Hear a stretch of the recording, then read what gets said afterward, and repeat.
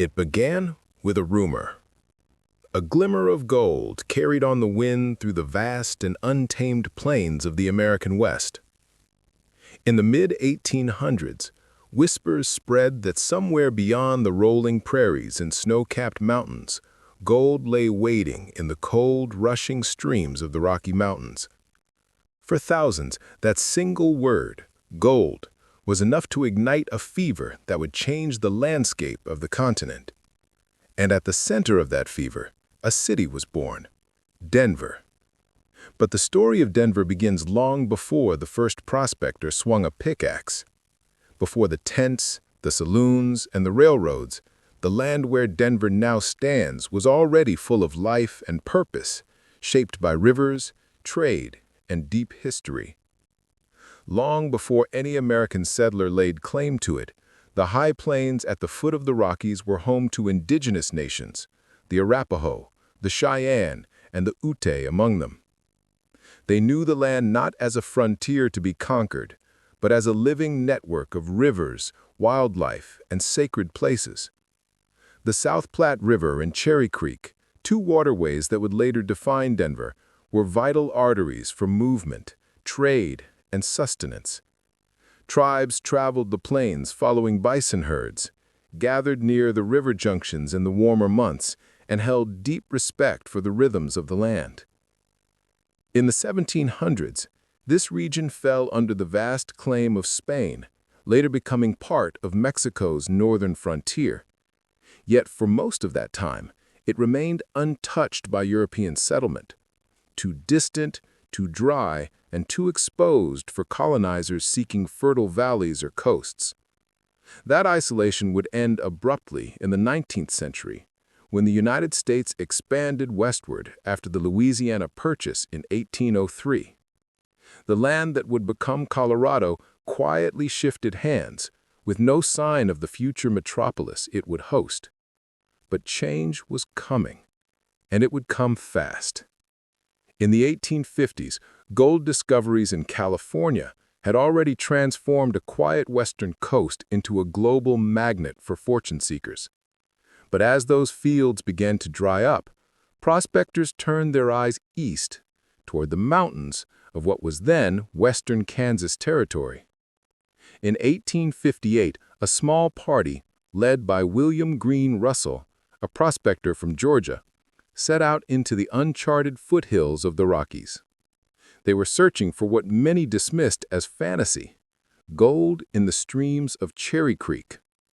On a warm June day, Russell's group made a modest but meaningful find near the confluence of Cherry Creek and the South Platte River, a few shimmering flakes in a tin pan. It wasn't much, but word traveled fast. Soon, reports reached Kansas City and beyond. "Gold in the Rocky Mountains!" The cry spread across the frontier, launching what became known as the Pike Peaks Gold Rush, though ironically, most of the gold lay far from the mountain itself. By the spring of 1859, thousands of fortune seekers, 59ers they called themselves, flooded across the plains. They came by wagon, horseback, and on foot, enduring brutal weather, attacks, and hunger for the promise of wealth. And at the junction of those two small rivers where Russell had made his find, a crude settlement appeared, tents, log cabins, and wooden shacks forming out of nothing. That settlement would one day become Denver. But Denver wasn't born easily or neatly. At first, it was two rival camps competing for dominance. On one side of Cherry Creek stood Auraria, founded by the Russell Party and named after their hometown in Georgia. On the opposite bank, another group from Kansas Territory, led by General William H. Larimer, staked their claim and named their town Denver City, after Kansas Territorial Governor James W. Denver. Larimer's choice was strategic. He hoped flattering the governor with the city's name would bring political recognition and more settlers. But by the time Larimer's letter reached the east, Governor Denver had already resigned. Still, the name stuck, Denver City. In these early months, life was chaotic, raw, and full of contradiction. Men came chasing gold, but found mud, hunger, and isolation. The camp had no law, no infrastructure, and little food. Supplies were hauled hundreds of miles by wagon from Kansas and Missouri through perilous plains. Prices skyrocketed. Flour sold for $125 a barrel. Eggs cost $3 each. Still, tents filled the horizon. Dreamers kept coming. The winter of 1859 tested the new settlement to its limits. Blizzards swept across the plains, rivers froze, cutting off the last supply routes. Food ran short. Many left, convinced the gold rumors had been false, the dream a lie. But some stayed, and those who stayed became the foundation of something greater. They built with what they had: rough lumber, salvaged canvas, and grit. They opened saloons, blacksmith shops, and trading posts. Each day brought new wagons rolling through the dust, new tents on the horizon. By 1860, more than 4,000 people called the Cherry Creek area home. And then came a turning point, one that nearly ended Denver before it began. On a quiet May evening in 1864, the sound of thunder rolled across the plains. Heavy rain poured over the Rockies, feeding the mountain streams and swelling Cherry Creek. Within hours, a wall of water tore through the settlement, sweeping away homes, bridges, and entire sections of both Auraria and Denver City. The flood killed many and destroyed much of what settlers had built. It could have been the end. But instead, the survivors rebuilt, stronger, wiser, and more determined. They raised their structures higher. They formed committees, organized supplies, and planned streets. Out of the mud and ruin came something new: unity. The rival towns merged officially into one: Denver. It was a defining moment. What began as two fragile camps of competing miners became one community, forged by disaster and driven by survival. By 1861, Denver's population had stabilized, and the region was reorganized by Congress as the Colorado Territory, with Denver chosen as its provisional capital. The decision was not purely political, it was symbolic. Denver had become the beating heart of the Rocky Mountain frontier. But even as the city grew, its foundation remained fragile. The gold in the nearby streams had largely run out by the early 1860s. Miners left in search of richer fields deeper in the mountains, in places like Central City and Black Hawk. Without gold, Denver's original purpose seemed to vanish. And yet, Denver adapted. It transformed from a mining camp into a supply hub, the place where miners came for tools, goods, and news. Traders and merchants replaced prospectors. Banks opened, streets took shape, wooden shacks became brick buildings. The chaos of the gold rush gave way to order, fragile but growing. Still, the city faced an existential problem: isolation. In the 1860s, Denver sat hundreds of miles from any railroad or major river port. Supplies had to come by wagon across the plains, a journey that could take weeks. For a city built on commerce, that distance was deadly. Worse still, when the first transcontinental railroad was planned, surveyors bypassed Denver entirely, routing it through Cheyenne, Wyoming, nearly 100 miles to the north. For many, this was the final blow. A frontier city without rail connection would surely die. Newspapers called it the death sentence of Denver. But the people of Denver refused to accept that fate.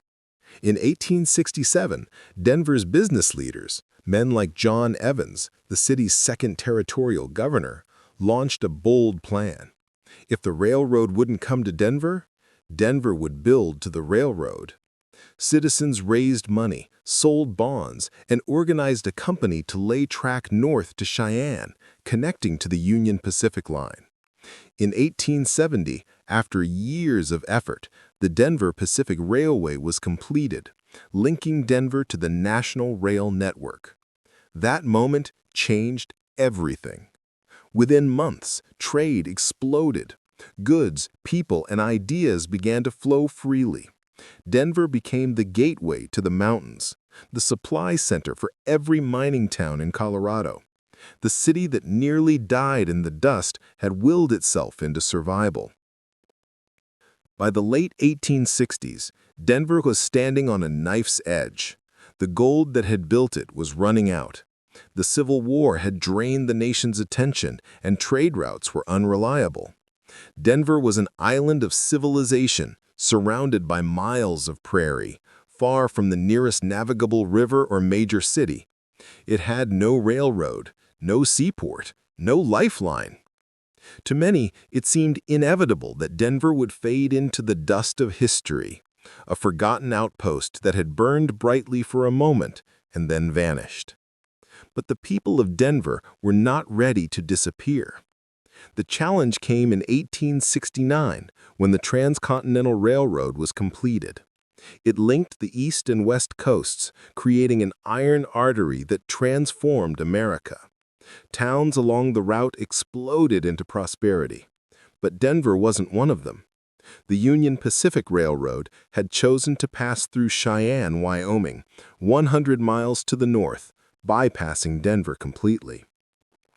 It was a devastating blow. Cheyenne was now connected to the world. Denver was left stranded. Merchants panicked, businesses closed, property values collapsed. Newspapers warned that the city was doomed. People began leaving in droves, heading toward towns with rail access. Denver's population, barely a few thousand, was shrinking fast. But here's where the story takes a turn. A small group of local leaders refused to accept the city's death sentence. Among them were Governor John Evans, David Moffett, and Walter Cheesman, names that would later define Denver's rise.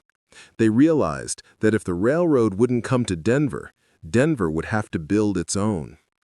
In 1869, Evans and his partners formed the Denver Pacific Railway and Telegraph Company, a privately funded venture to connect Denver to the Union Pacific Line in Cheyenne. It was an ambitious, almost impossible plan. The route stretched across more than 100 miles of open prairie. The cost was staggering. There was no guarantee the effort would succeed, or that investors would ever see a return. But Denver's survival depended on it. Residents rallied behind the cause. They pledged money, land, and labor. Some mortgaged their homes to buy shares in the new railroad. It was more than business, it was survival. And by the summer of 1870, just 1 year later, their gamble paid off. The Denver Pacific Railroad was completed. On June 24, 1870, the first train rolled into Denver. Bells rang, crowds cheered, and the city celebrated as though it had struck gold all over again. Denver was connected to the national rail network, and its future was saved. But that was only the beginning. Within months, a second line, the Kansas Pacific Railroad, reached Denver from the east. Suddenly, the city wasn't just surviving, it was thriving. Goods poured in, merchants prospered. Denver became the supply hub for the mining camps in the Rockies.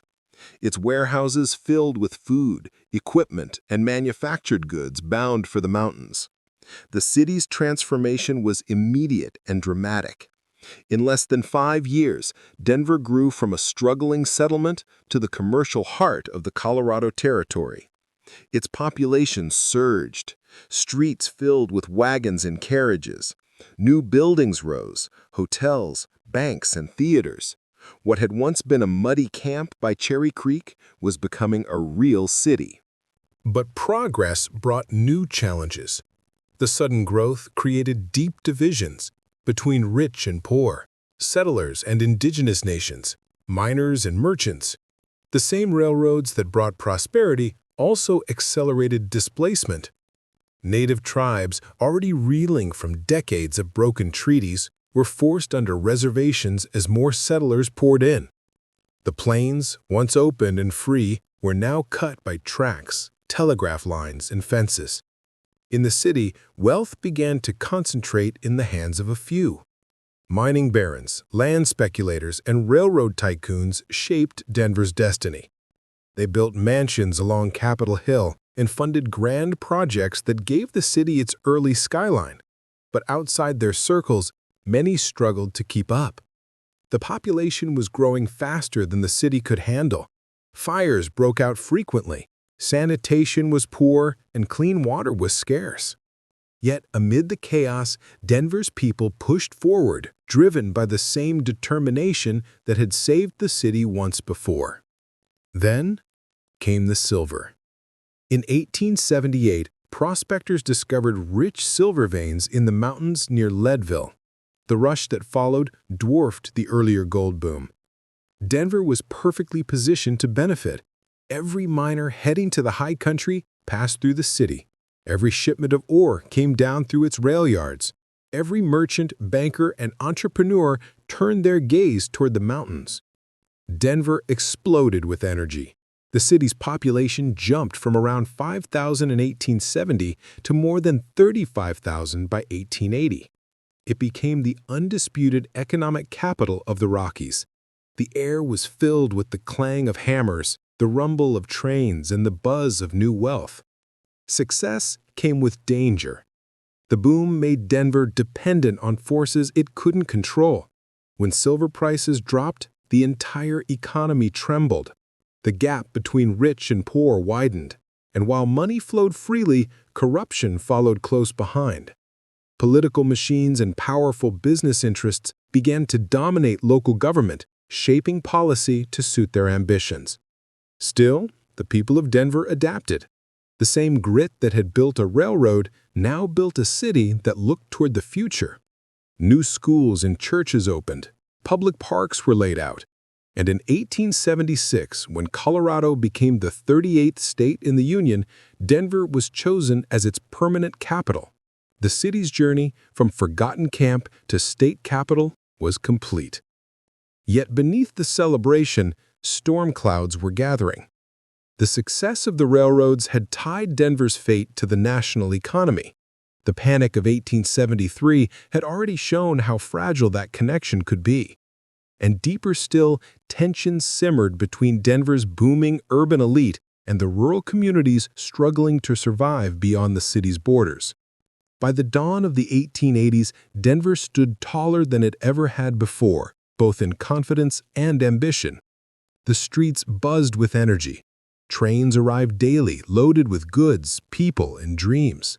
And high in the mountains west of the city, veins of silver were being pulled from the earth in quantities that stunned the nation. It was the start of Denver's Silver Age, a decade of incredible wealth, transformation, and excess. The discovery of silver in Leadville in 1878 had changed everything. The mines produced millions of dollars worth of ore, and nearly every ounce passed through Denver. The city became the financial and commercial hub of the Rocky Mountain mining empire. Banks sprang up on nearly every corner. Smelters lined the edges of town, refining silver for export. Money poured in faster than anyone could count. Grand hotels rose along 16th Street. Opera houses, theaters, and restaurants filled with wealthy patrons.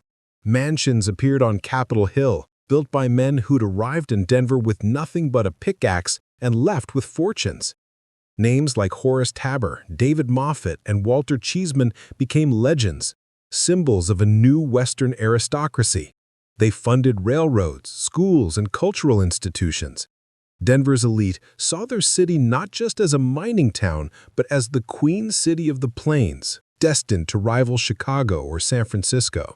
But beneath the glittering surface, trouble was quietly building. The entire economy depended on one thing: silver. And silver's value was controlled not by miners or merchants, but by federal policy in Washington, D.C. In 1878, Congress had passed the Bland-Allison Act, requiring the U.S. government to purchase a set amount of silver each month. The law stabilized prices and fueled the mining boom. But by the early 1890s, powerful voices in the East began arguing against it. They wanted the country to rely solely on gold, not silver, to back its currency, a policy that would devastate the Western economy. Still, in Denver, optimism drowned out worry. The city kept building, spending, expanding. It hosted lavish balls and political conventions. Electric streetcars began to replace horse-drawn carriages. The Brown Palace Hotel, one of the most luxurious in the nation, opened its doors in 1892, a shining symbol of Denver's faith in its endless future. Then came the crash. In 1893, the U.S. government repealed the Sherman Silver Purchase Act, cutting off the federal demand that had sustained the silver market. Overnight, prices collapsed, mines closed, thousands of workers were thrown out of jobs. The panic spread fast. Banks failed, businesses shuttered, and fortunes vanished. Denver, the city built on silver, was suddenly buried under the weight of its own success. It was one of the worst economic disasters in the city's history. Property values plummeted, homeless camps formed on the edges of town. Once busy streets went silent. By the end of the year, more than half of Denver's population had either lost work or left the city entirely. Horace Tabor, the Silver King who had embodied Denver's rise, lost everything.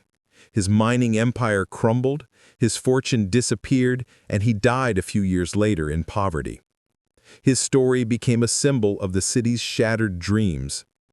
But here's what makes Denver's story different from the countless other boom towns that collapsed during the Panic of 1893. It refused to die. In the face of disaster, Denver reinvented itself. Civic leaders realized that relying on mining alone was a trap. The city needed to diversify, to build industries that could survive market crashes. They turned their attention to manufacturing, agriculture, and trade. Denver's location, halfway between the Midwest and the mountains, gave it a unique advantage. It could become a regional hub for everything from food production to finance. And so, even as mines shut down, new industries began to take root. In the late 1890s, Denver started exporting flour, beer, and cattle instead of silver. Adolph Coors established his brewery in nearby Golden. Farmers from the plains brought their goods to market through Denver's expanding rail network. The city's smelters, once fueled by silver, began refining copper, lead, and gold from across the Rockies. The shift wasn't easy, but it worked. Slowly, the city's economy stabilized. By 1900, Denver was back on its feet. The skyline, scarred by the crash, began to rise again, this time built on steadier ground. Yet the crash had changed Denver forever. It forced the city to confront who it really was, not just a boom town chasing quick riches, but a community capable of surviving hardship. The culture shifted. There was a new pride in endurance, a deeper sense of belonging. And amid this rebuilding, a remarkable transformation began, one that would define Denver's modern identity.